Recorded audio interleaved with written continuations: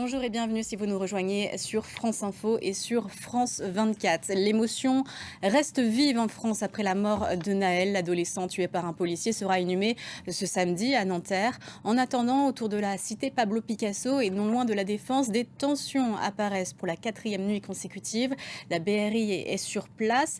On retrouve tout de suite notre envoyé spécial, Jade Lévin. Bonsoir.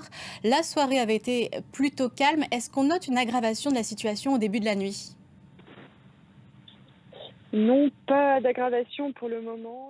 Merci Jade, vous étiez donc à Nanterre. Dans la capitale, les forces de l'ordre ont évacué en début de soirée une centaine de personnes sur la place de la Concorde. La manifestation avait été interdite par la préfecture. Et de Londres à Rome et de Berlin à New York, la presse internationale a largement titré sur cette révolte et sur ces violences. Pour la haute commissaire aux droits de l'homme, le moment est venu pour la France de s'attaquer sérieusement au problème du racisme parmi les forces de l'ordre. Ethan Hadji.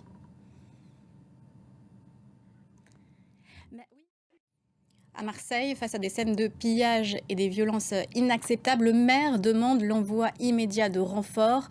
Plusieurs fusils de chasse ont été dérobés dans une armurerie. Dans le centre-ville, des jets de projectiles contre des véhicules de police. 87 personnes interpellées pour le moment. Et depuis la mort de Naël et les violences qui s'en sont suivies, une question: les policiers en France sont-ils bien formés? Nous avons posé la question un peu plus tôt à Christian Mouhana, il est sociologue. Écoutez.